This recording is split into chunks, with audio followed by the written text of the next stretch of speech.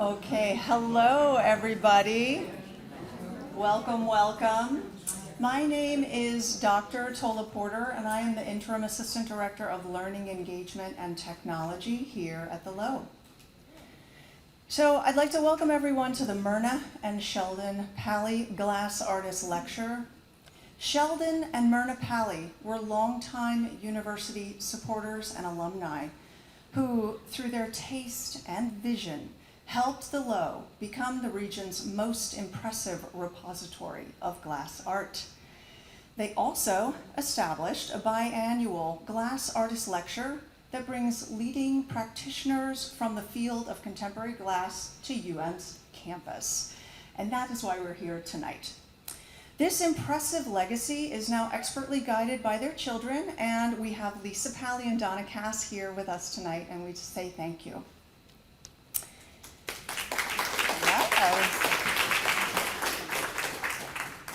On behalf of our Director and Chief Curator, Dr. Jill Dupy, and our entire museum team, I'm delighted you're here with us tonight for this lecture by Tim Tate, the Washington Glass Studio co-founder and award-winning glass and mixed media artist. An activist and artist for more than 40 years, Tate's work is in the permanent collections of the Smithsonian American Art Museum, the Mint Museum in Charlotte, North Carolina, and many others. He was recognized as one of the Museum of Glass's rising stars of the 21st century, and he was the recipient of the Virginia Groot Foundation Award for Sculpture. Tate has several impressive public art commissions, including reimagining the historic doors at the Library of Congress in Washington, D.C. And now, with no further ado, I give you Tim Tate.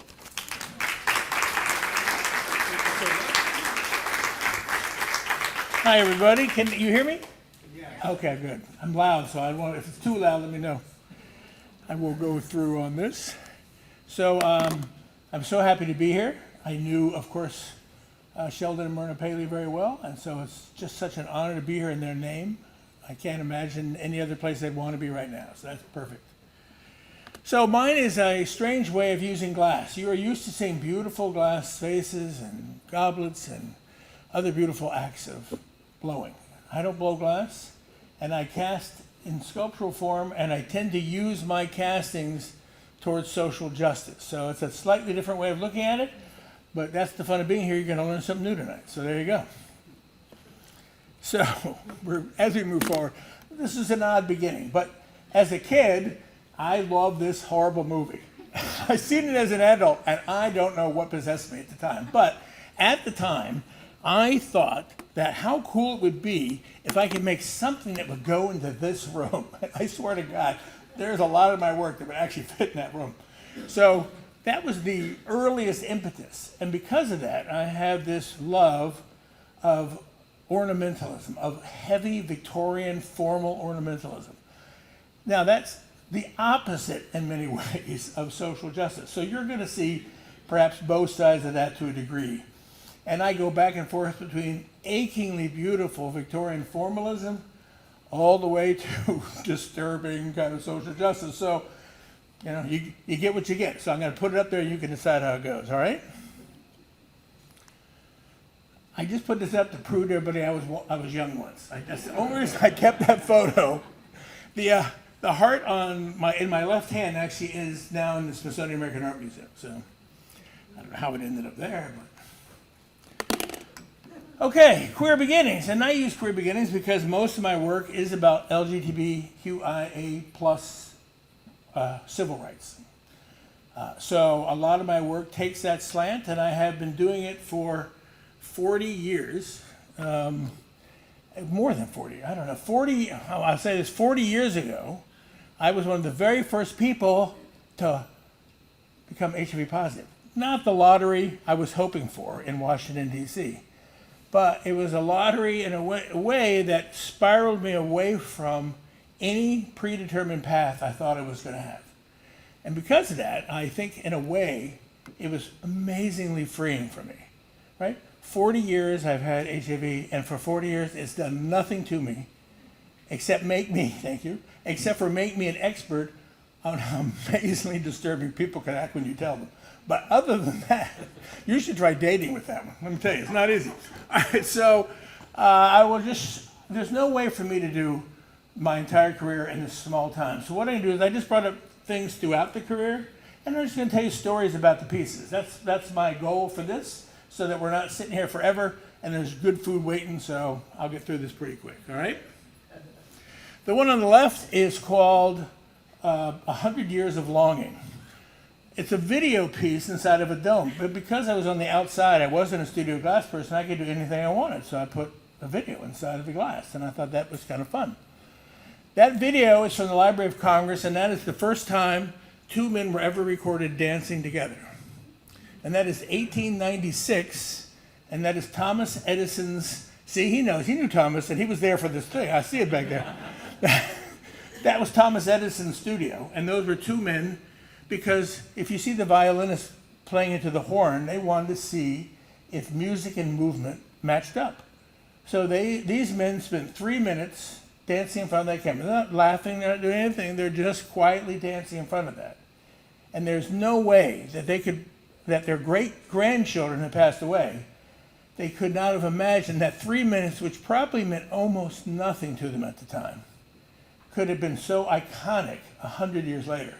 So I love that particular thing. Also, new media also begins at the exact same time, so I thought it was nice to put them together. On the right, people in the olden days, I shouldn't say that, because it could be 2001, I don't know. But back in the 20s and 30s, et cetera, when there was no kind of LGBT recognition, right? You didn't have much of that. It was just kind of whispered on the side, et cetera. There was no way for a queer person, and I use queer okay, it's an okay word to use. There's no way that as a queer person you could see on film something that reflects your life. So those people then, because there was no movies that had them outside of some kind of little mincing hairdresser or some scary woman in a cowboy outfit, they found their own ways of finding those images. So the top is Laurel and Hardy. That was a big favorite in gay circles because they cuddled in bed all the time. Now, I know that none of you thought of it that way, but if you were on the outside of society, you would see that to them, that was an amazing moment to see, okay? The first movie, there was a German movie where two women kissed. It was amazing. Another one where Marlene Dietrich bends down as she's cabaret dancing. Looks like she's going to kiss the husband, but instead kisses the wife. You may know that particular one. It's just different ways that we would find things to appropriate for our own purposes because we had so few images to look at to say that's like us. You don't know how to react when absolutely nothing is like you in the world you know. You have to just wing it. So any kind of desperate port in a storm kind of thing. That's why these people always type those out. Okay, then of course my lottery win 40 years ago. And the first bowl, some of this stuff here is me experiencing great loss. And so because of that loss, I was coming from a healing place. I realized that the art of creation is a total healing act. And I actually believe that if I had not found glass, I would be dead right now. Because I think that constant healing that I found through creating artwork did amazing things to pull me through all that. So on the left, you see the angels on there. There's actually nine angels on the bowl. And that were 9 people that I knew really well that all died in 1 year during AIDS. The worst year was 16 people in 1 year. It was a very tough time back then because you had friends who suddenly were just gone. And you pick up the paper and there they'd be. And they were just, you were there one day and they weren't the next. So I did that bowl in honor of the first 9, a group of people I knew very well. They kind of all went around at the same time. So the one on the right, it is called Two Paths Taken. It's not a cross on top, that is an HIV plus sign. Inside, that's the magic 8 ball, which defines the future. There's a small dome around that ball, and then a larger dome around that. Each one is etched with text.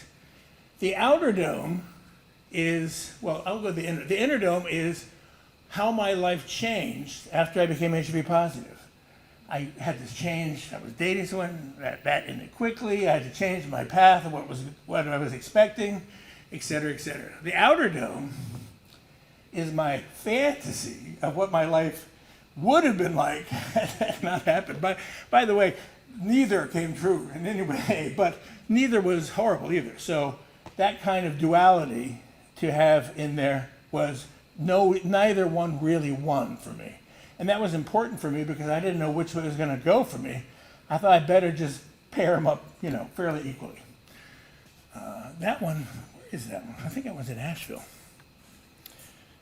Was in Asheville. Okay, so a lot of times back in these olden days, there were not a lot of people caring for queer men who were dying, so we did it for ourselves typically. And the one on the left was a medic who was in the Army and became HIV positive. And I met him when I was volunteering at a halfway house in Baltimore. And it was it was more of a hospice. It was an AIDS hospice in Baltimore. And his family had completely abandoned him. And he didn't want his ashes put on the giant island up in New York that all the regular ashes were thrown if you had AIDS when your family's abandoned you. So I promised him I would make a peace with his ashes.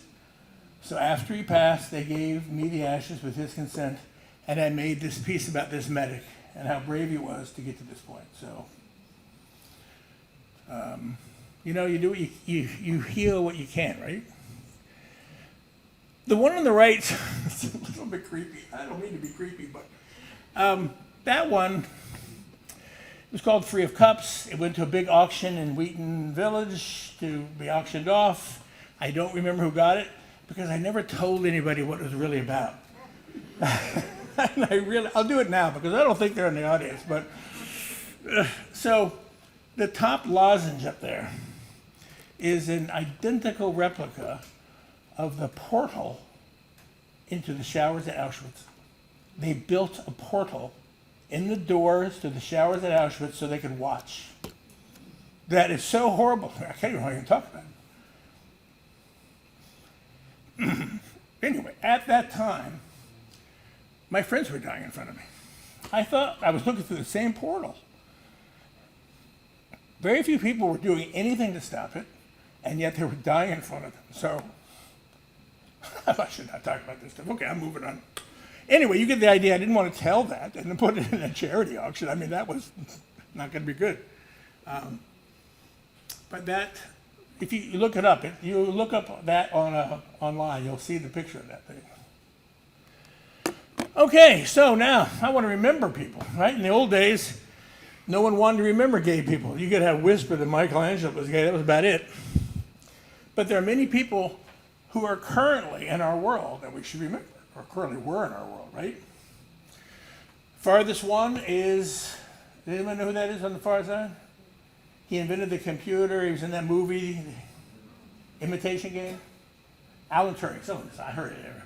So Alan Turing's on the far side. He was the person who kind of came up with the first kind of mega computer to battle the Enigma machine that the Nazis had and broke that code and really affected the war beautifully. And they gave him all the honors until they found out he was gay. And then they chemically castrated him. And he ends up committing suicide by taking a bite out of a cyanide-laden apple, which is why your Apple computer has a bite out of its apple. So that's a nation saying thank you so much for everything you've done to stop the war. The middle one is Matthew Shepard. Matthew Shepard is kind of an innocent kid in Wyoming, and of course you know what happened to him as he was tied to a fence in the middle of the night and froze to death as he lasted out there. I actually was lucky enough to go to his internment at the National Cathedral, where, God damn it. Anyway, so trying not to do that. I promised I wasn't going to do this. He was interred right next to Helen Keller, the only two people in the National Cathedral who didn't come from a religious background. So That was such a beautiful moment. It was so packed. There were hundreds of people outside the cathedral. They couldn't even get in. Every chair was filled. The walls were packed. And I was there for his family and saw the entire process. It was really an amazing moment. Okay. Marsha P. Johnson herself. Marsha P. is the person who slapped that cop when they put her in that wagon at the, what's the name of the bar? Oh, my God. Stonewall Bar. Thank you. All right, there we go. Stonewall. So she threw the first slap, and then thus began kind of the gay liberation movement. They honor her and revere her in New York, and they had a huge Marsha P. Johnson call for entry, and you had to be recommended by all these experts. And I got into this competition for the sculpture. There were 65 of us, and I made it down to the final 3. I think I put it later on, but I did not get it. But I would have been so proud if I could have done something for Marsha P. Johnson. She is now beloved among all drag queens and gay people. All right. I did the New Orleans AIDS Monument, if you ever go. If you're not one to go down there, it's always on, what is it, CSI New Orleans? They always are nefariously handing off notes to bad guys by the monument in the middle of the night.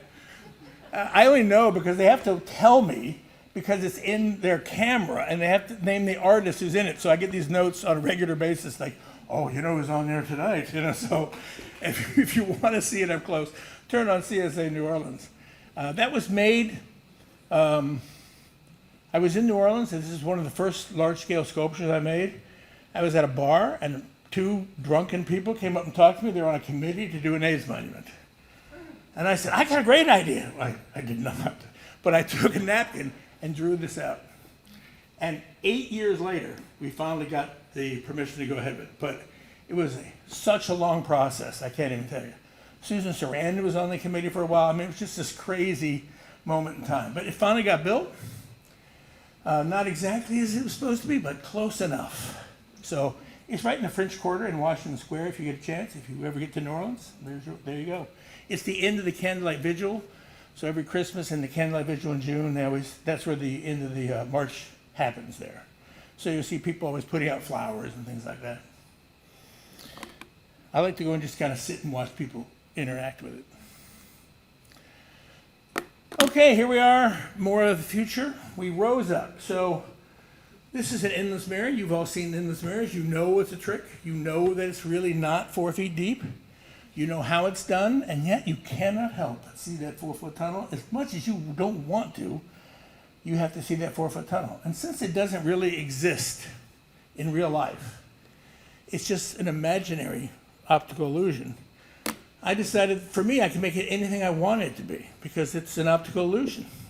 I can name it whatever I feel like. So this is called We Rose Up, and you see the HIV positive symbol on his chest.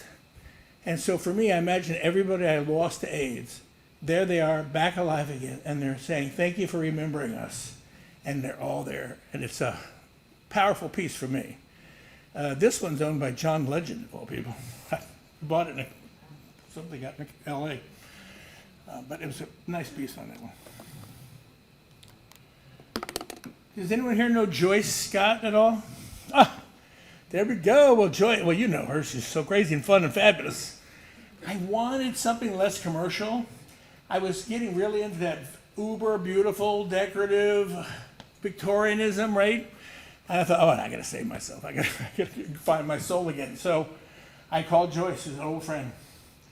I said, Joyce, I want to work with you. She goes, well, I don't know. We got to ask my gallery. She's my manager. So I brought Thai food because I know it's her weakness, by the way. If you ever want to get something from Joyce, bring Thai food. So we went to her gallery, which was the Goya Gallery in Baltimore. And there's a photo shoot that day, because there's always a photo shoot with Joyce, because everybody stops her on the street and said, I went to high school with your son's brother, whatever it is. So there was a whole photo shoot, and I'm sitting there waiting to ask the Goya Gallery director if it's okay to make this wall together, because it was going to take 7 months, right? And she was sitting at the photo shoot with an African-American woman on both sides of her, and then one of them looks over at me and goes, you're Tim Tate. And I thought, thank you, God. because that was a woman named Lowry Sims. I don't know if you know curators, but the great Lowry Sims, who was my first curator at Museum of Art and Design. I'd forgotten, and then on this I was Leslie Hammond, so it was like the holy grail of curators. So you don't get those very often, those moments where suddenly the gallery owner said, sure, she'll do that wall with you. I said, okay, done. I mean, it was nice. And that took us 7 months to make this piece. It's currently in Baltimore at Goya Gallery. It's supposedly going to go from there to Los Angeles, and it's going to go to someplace called This End Up, which I have no idea what it is. And it's an event space, and they're going to bring that, plus a lot of more Joyce's work and some of mine. And they're bringing there's some producer on the board of Baltimore Museum of Art, a movie producer. So he's going to invite all the Hollywood, elite to see this work. I'm baffled. I've never heard this in my life, so if it happens, I will send a note to all of you with pictures of me with like famous people, I'll be rubbing my nose in it. This is called Now. That's the name of the piece.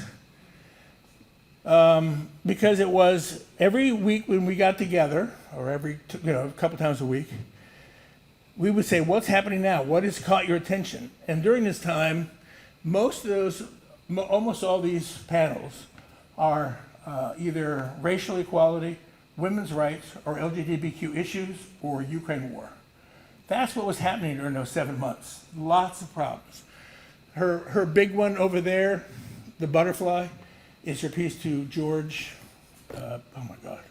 Floyd, thank you. Because he had a butterfly tattoo, if you recall. This one over here is, remember in Pose, there was that horrible island where they put all the bodies that were unclaimed by their families? That was in honor to that one. That's what my big one. So we each had 1/3 our own and 1/3 together. So we each had that many pieces within it. And that was a labor of love. And that is almost 10 feet long. So it's a big wall. That's a big wall. It's like as big as that screen. So that's a cool piece. I like that one. I'm just showing you what all of them have meaning. So I'm going to show you a few of the tiles just to give you what the individual elements mean. The one on the left is there was a Club Q in Colorado where someone went in and shot 5 people and killed them just because he didn't want them having a dance at the gay club. So that's just a Club Q one. The one on the right is 49 stars for the 49 people at the Pulse nightclub in Florida. It's really terrible. Both those were really black days for my community. It was really tough. I'm sure everybody felt the empathy for those people shot in those places. Just too horrible for words. Oh, the one on the left, all those bodies there. Oh my God, this is really depressing thing. This is the thing on Pose where there's an island off of New York City. And on that island is a huge hill, and that hill is where all the people who had AIDS during the AIDS crisis, who were unclaimed because their own families would not come to claim the bodies, are buried in that hill. So this is a depiction of that particular hill. They're not easy stories all the time. This is another one, just as an AIDS remembrance piece, just to say, again, we remember you. That's all that one is. There are now 23, they told me 23, but I found another one, demisexual, which you only have sex with people you're emotionally attracted to. And I thought, that's everybody, but I guess not. So there's 23 different gender identities, and they're all seriously important to each person who has those identities.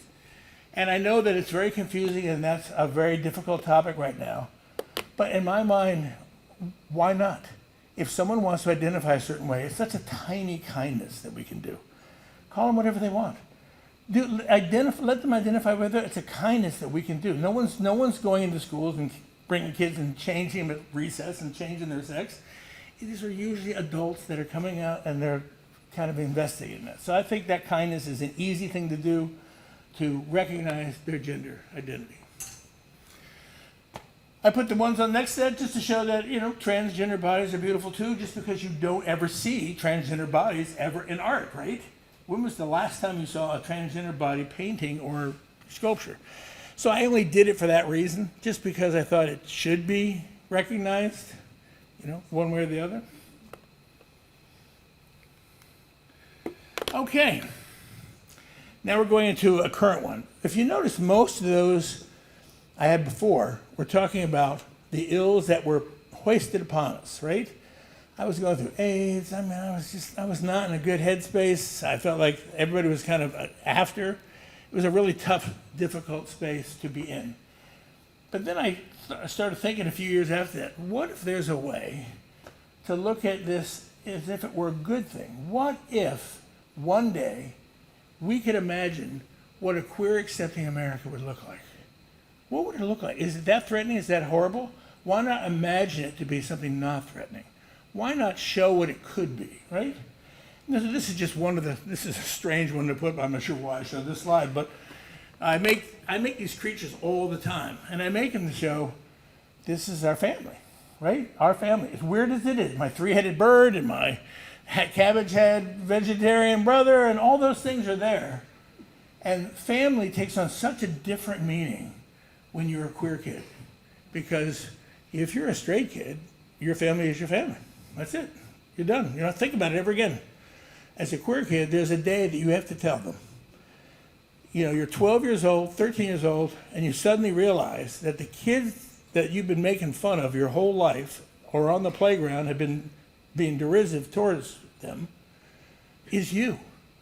And at the exact moment you realize you are one of them, you have to be prepared to deal with this emotionally, that you're now one. Not only am I one, but I have to tell my parents, and I will immediately do something. That's the first thing that happens to you, and that is all in 60 seconds when you're 12 or 13. Hardly ready to deal with something like that. So if you see a lot of queer kids going crazy for a couple of years, just sit them down and say, nothing's going to happen, don't worry. It's okay, but that's the horror of that. But what I'm saying is, here's a way of showing acceptance. That here we are, all kinds of, everyone is my family. You don't like three-headed birds? Fine. Talk to my alligator woman. They're all part of my little support group. All right, this one is kind of the main focus of the show. This is the charter of the LGBTQ Bill of Rights. Everyone thinks we have the same Bill of Rights, unless you don't. And if you don't, you understand those. So these are 36 points that I brought up just to show how not everyone is as equal as can be. But if we look at this as a Bill of Rights, we can change that, right? We have the power to change it if we just want it. The one on the left, we have the right to safe spaces. We're not putting out a rainbow flag to irritate anybody. We're not putting it out to thumb our nose at the world. We're showing this is a safe space for you as an adult to come. Or if kids are chasing you, this is a safe space for you to duck in to get away from kids. We're trying to make safe spaces out there.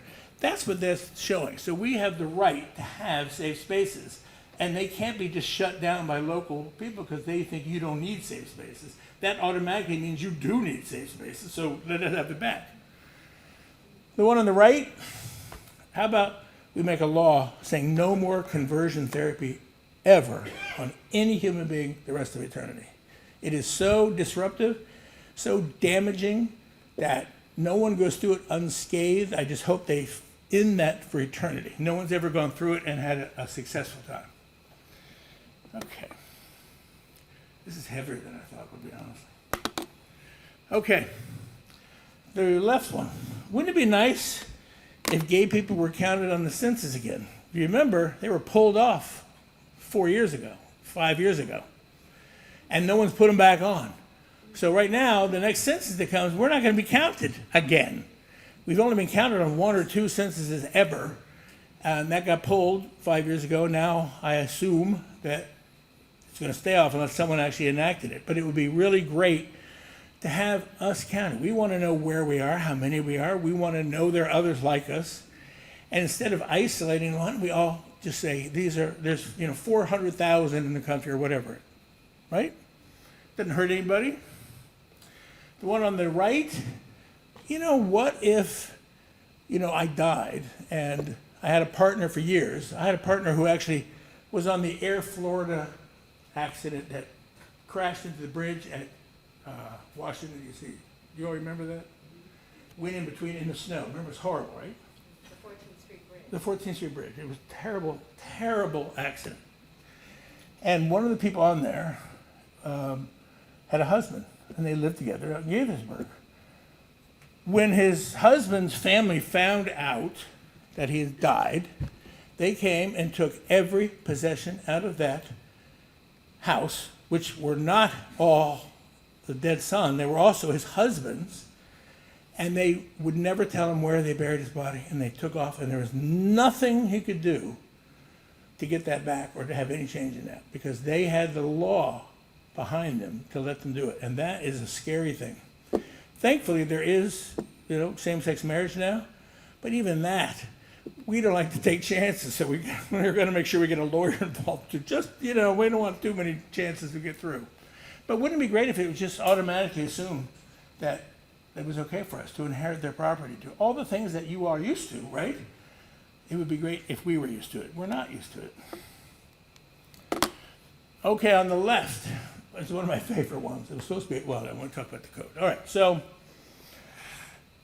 I am really tired of my code of moral conduct is by mere existence determined to be somehow in fallacy, that I'm not a moral person. And here's the proof I have.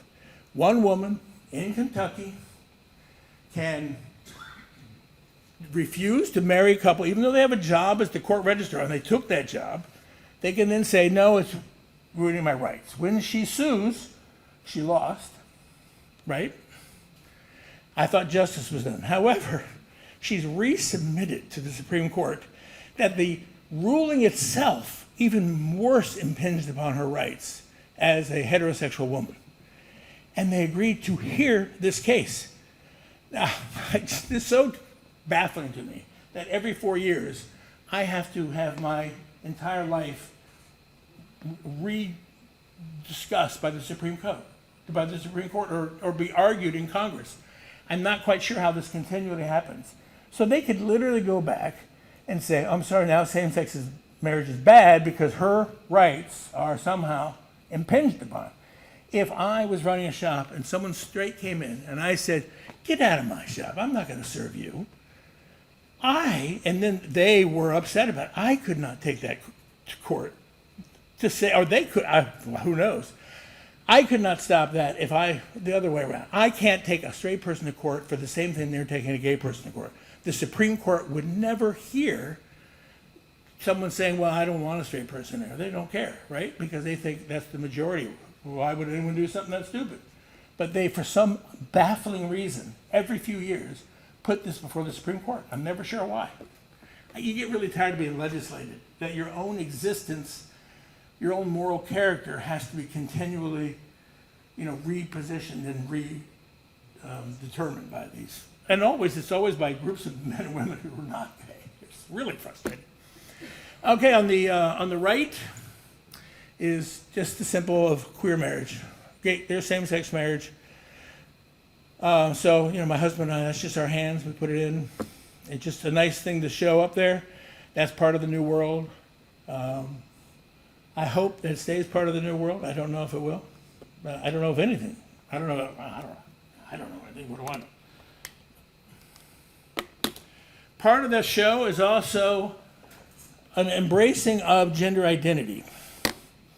It kind of all comes in the same package. Even if you don't like it, it's part of the same package. It's not going to hurt anybody. So I imagine that here we are in this room in heaven, right? And as we go into the room, there's arms holding out gender identity symbols. Those arms are from the Bodhisattva of compassion, if you know the Bodhisattva. I actually took the arms off of a Bodhisattva sculpture and put them in there because I wanted this to be compassionate arms, right? That's what makes the eye in the middle, the compassionate arms of the Bodhisattva. So here they're open at different times, and you can go in there before you're born and choose your identity, your gender identity, and you'll be celebrated for it. How about we celebrate people who decide to do that? And you know what? The room is open even after you're born. You can go back in and change it if you want. So in my mind, this is kind of a nice nod to embracing the differences within us. Okay. So, the families we choose. This piece is 36 inches across, cast in pure lead crystal, right? Big, heavy piece. And it was shown in the Hermitage State Museum. It was in the central room with Ai Weiwei and Chapman Brothers. The three of us had the room there. And it was all about, again, that family that we recognize, the family that means something to us. And you see there's skulls in there because we, through birth, through death, through life, through support, that's how we bring these families together. It's not always wonderful and happy, but that's what we do. We have these beautiful kind of families. So they lost this in the Soviet Union. It was 2020 that it was shown at the Hermitage, beginning of COVID, and they lost it.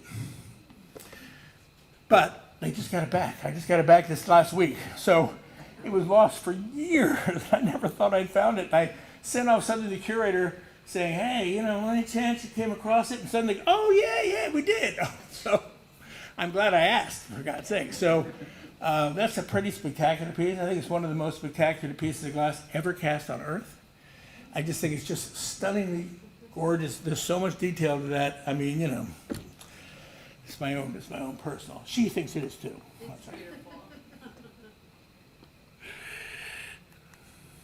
This is my response to the Marsha P. Johnson Memorial that I was going. There it is in Brooklyn, right across from New York City.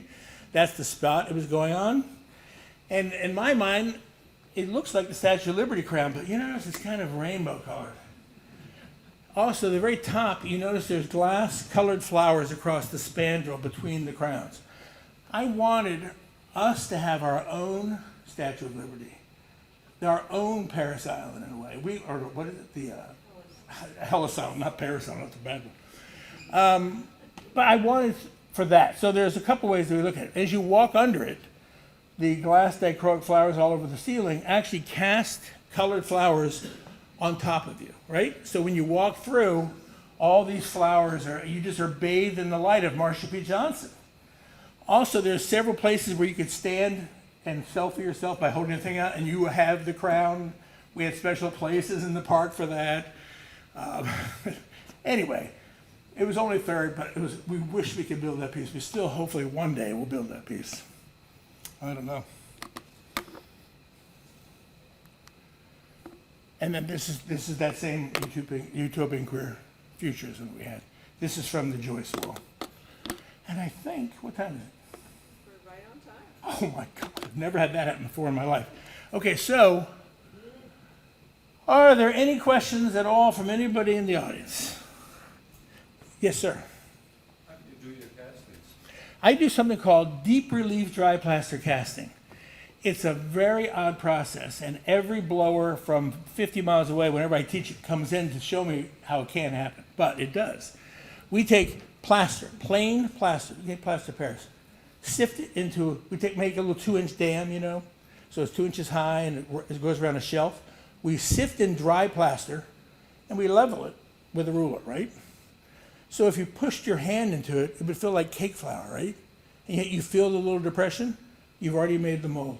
That is all it takes to make the mold. When you apply heat to that and you put glass on top of those dams, the heat expands the molecules in the plaster and freezes them where they are. The glass melts in, and it looks very much like a ladle cast, except you can read your fingerprints on it. So it's got much more precision. And they're always 3/8 of an inch. You can glaze them. It's a really quick, wonderful process. You could actually make it cost nothing. If you use plate glass, we can dumpster dive or go to the window place and get the scratch ones. They'll say, sure, take them out of here. And then the only expense to it, because you use the plaster 1,000 times, because it just gets hot and then gets cool. So there's no water in it at all.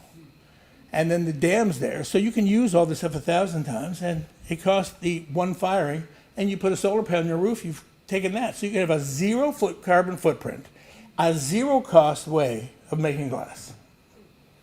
Yes, ma'am. No? Oh, I thought you were raising your hand. Okay. Anyway, so that's the method we do. And one of the students today is talking about taking it to Cuba because no one has money, but they all have broken glass. And this is an easy way, there's no cost to it, right? And what a great, wonderful boon that would be if they could actually make something that they could sell that so inexpensive. So we're going to try to do it. We were asked to go over during the Biennale, but the hurricane took the Havana Biennale out as well as Asheville. So And the colors come from the used glass, like broken bottles and things? the colors on the ones you saw, I use this particular kind of glass. But if you want colors on those, you spray paint the back. I'm telling you, there's just so many reasons to why I use the actual glass because mine are usually going to museums and stuff, but they look identical to the ones where I've actually used the glass. So it depends where you are. You're in Havana and you got no money, you spray paint in the back, and it still looks amazing. So we're gonna try to keep. We couldn't go to this Biennale to do it. We were working with the cultural attaché at the Cuban embassy, and we were gonna set it up. He's gonna set up all these different schools. We were gonna do it, and then the hurricane came. So we'll come back to that. Yes. Did you say you were using solar powered? How did you fire it? We were just using electricity. There may be a way to do solar power. That's the one way we haven't tried yet. It would be interesting if we could. We're using just a solar panel on the roof for the one firing that takes. It would be cool if there was a way to use solar on that. I would be really excited. Yes, ma'am. First of all, thank you, Tim, for an incredible presentation. I would love for you to connect the dots for our audience because some of them may have heard your colleague Michael Janis speak here in Sure. the spring, I think it was, and I just want to make sure that they understand how deeply intertwined your work is. We come from the Washington Glass School, which was founded as an experiment 20 some years ago. Actually, it was founded on September 13th, 2001. If you think about that date, a tough day for any school to begin. So there we were 2 days after 9/11, and we thought no one would come, but everybody came to make work. You couldn't sell work for 6 months. No gallery was selling anything because no one was thinking of buying work when that had happened to us, right? But people were making work, so the school filled immediately. And that school is made up of myself, Erwin Timmers, who works with recycled glass almost totally, and Michael Janis, who you all heard here 6 months ago, right? He sits 3 feet from me. It's very irritating. I'm sure he would never say that about me. We've known each other for so long now that we can finish each other's sentences, and it's a lovely moment. But that experiment started all those years ago.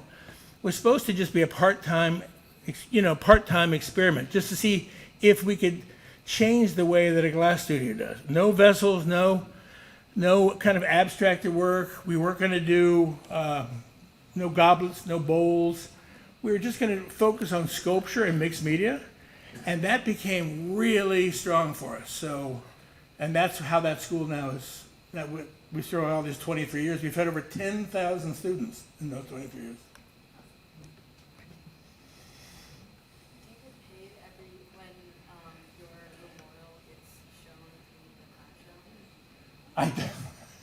Don't I wish.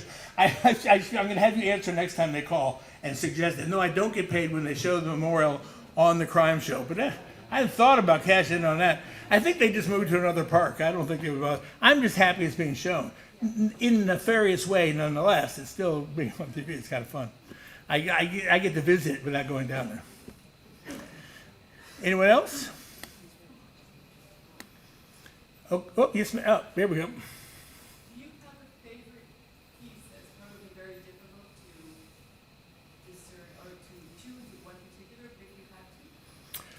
I will tell you, whatever I've just finished, it's usually one of my favorites because if it's not my favorite, I've done something wrong. Because I shouldn't make anything that takes me back, right? I should only do things that I friggin' love. And that yellow wall that you saw with the 36 bunch of LGBTQ, that was my latest piece. I friggin' love that piece with all my heart. I mean, I can't tell you how much I love that piece. I would talk about every single tile and the nuances of each one for hours if people would let me. They have already signaled here they're not going to let me. So, but I would do it if I could. Sorry, did someone else have something? I was Yeah. wanting to ask, what are you working on now? What's your next vision? I'm doing, I want to show, again, positive futures. So I want to show the new Supreme Court that'll be there in 2038, I believe. And so since it's my imagination, anything I want, so I've actually done a lot of research and found 9 jurists that work in LGBTQ rights across the country, and in 2038, I'm promoting them to the Supreme Court. So we're going to actually carve out their silhouettes and actually put it in glass in a frame. So that's the one I'm doing next. I like to do research on that kind of thing. So, anyone else? Well, if you do have more, we're about to go head to Munch in the other room, and I'll be there for the next hour. So if you want to ask me anything, please come up and say any insane thing you want. I've had amazing things said to me. But it's right up there, and there's a ton of good food, and we'll be there for the next hour if you want to talk to anybody else. All right? Thank you all so much for coming. I really appreciate it.